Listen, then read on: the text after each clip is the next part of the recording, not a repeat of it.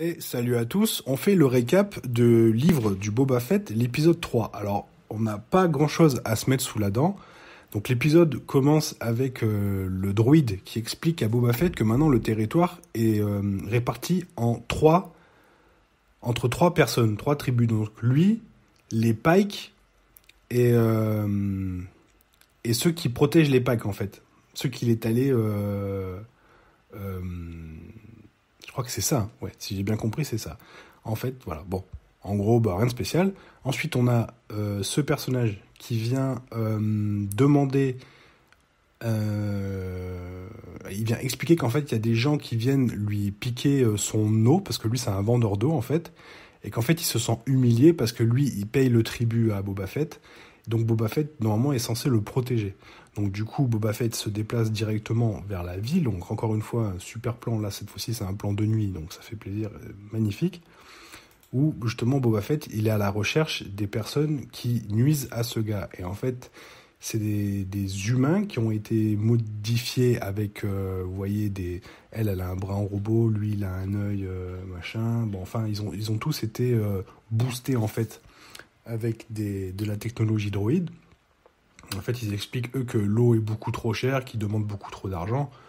Du coup, ce qui plaît pas trop à Boba Fett. Donc, du coup, Boba Fett, il explique donc au gars qui est venu se plaindre qu'il devrait baisser ses tarifs ou sinon changer de place, aller ailleurs, sur une autre planète, et il lui offre 500 pièces, de quoi recouvrir ce qui s'est passé. Et après, il repart encore une fois dans ce bac. Alors, ce bac, je sais plus trop. Ça fait 3 épisodes qu'il va dans ce bac. Qu'est-ce qui peut bien guérir ou peut-être il y va pour se remémorer ce qui s'est passé. Enfin, franchement, je sais pas du tout ce qu'il fait là-dedans. Donc là, il se revoit gamin quand son père Django part seul en mission. Et juste après, en fait, on le voit partir du camp des Tusken Riders. Et en fait, on comprend qu'il va voir les Pikes pour demander le tribut que les Pikes lui ont promis. Mais en fait, les Pikes lui répondent qu'ils veulent pas payer deux fois. C'est-à-dire qu'eux, ils payent déjà quelqu'un d'autre qui est censé les protéger des Tusken Riders. Et maintenant, les Tusken Riders demandent. Donc du coup, Boba Fett, il dit « Ok, bah, je vais régler le problème. » Donc en gros, maintenant, ce qu'il veut faire, c'est aller tuer les gars, en fait. Et en fait, en rentrant sur le camp, il s'aperçoit au loin qu'il y a un petit peu de fumée. Et en fait, quand il rentre sur le camp, bah, le camp est complètement détruit. Et tous les Tusken Riders sont morts.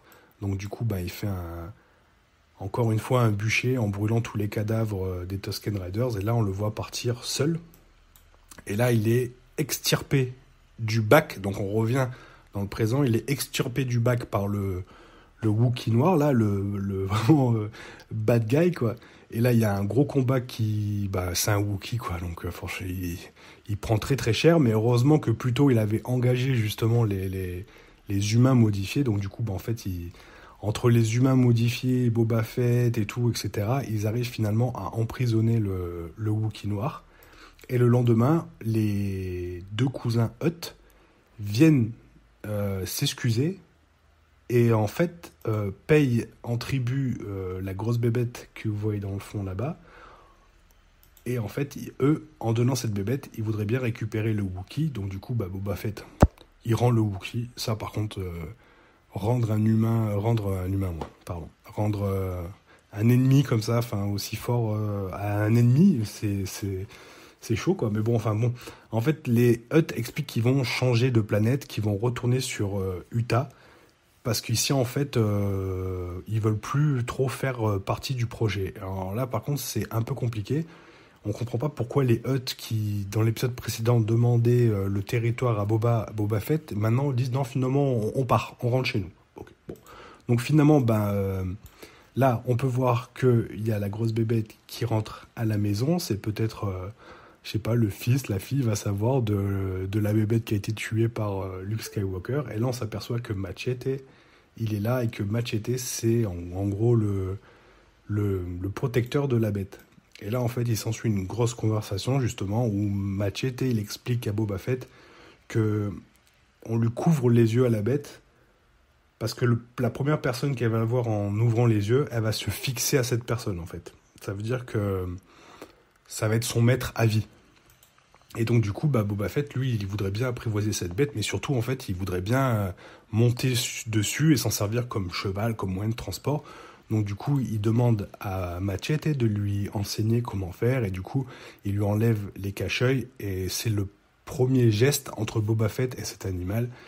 Et par la suite, il y a le droïde qui arrive et qui dit que le maire serait disponible pour un rendez-vous. Donc on repart une nouvelle fois vers la ville où Boba Fett se rend pour aller voir le maire. Sauf que le maire, en fait, il n'est plus là. Il n'y a que son bouffon, là, son assistant, qui s'échappe en moto, en voiture, pardon, et qui est rattrapé en moto par les humains cyborgs.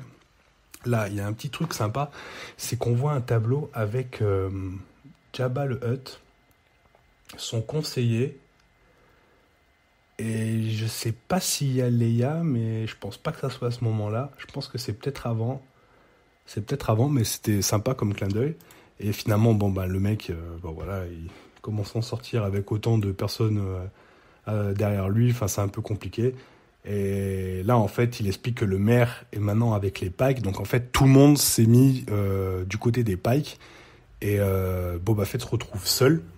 Et en fait, là, il y a un gros paquet de pailles qui débarquent d'un vaisseau. Et on comprend que la guerre arrive, en fait. Voilà. Donc, rien de bien spécial à se mettre sous la dent dans cet épisode. C'est vraiment long, quoi. Donc là, on a usé 2 épisodes pour nous raconter l'histoire avec les Tusken Raiders. Dans le 3e épisode, on les tue tous. Ils sont tous morts. Donc lui, c'est le seul représentant, on va dire, de la tribu. Donc je vois pas trop ce que ça vient faire là, surtout que ça c'est du passé et ça n'a rien à voir avec le présent pour le moment.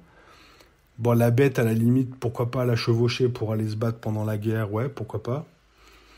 Après, lui, il arrive aussi à se mettre quand même quelques gars de son côté, histoire d'aller se battre avec les Pikes. Mais franchement, c'est un peu mou. On en est au 3e épisode, ça va vite se finir, il reste plus beaucoup d'épisodes. Là, franchement, mis à part accélérer à partir du 4e et partir sur à blinde, action, machin, etc., avoir des trucs un peu qui nous intéressent, je vois pas comment ils vont s'en sortir.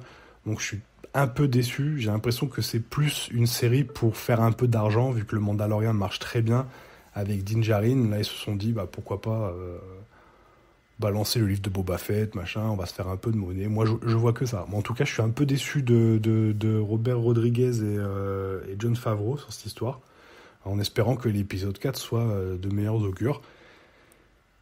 Écoutez, je peux pas vous dire plus, je suis autant déçu que vous.